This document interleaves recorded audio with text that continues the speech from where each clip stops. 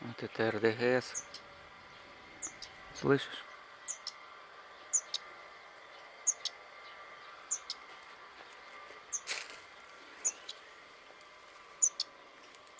А там он маленький сидит.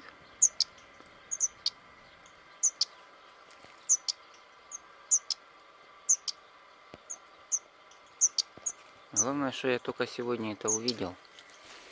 Заметил тут такие птички. Оно не воробьи, а какие-то... В общем, не знаю, открывать вот эту коробку, смотреть или не надо.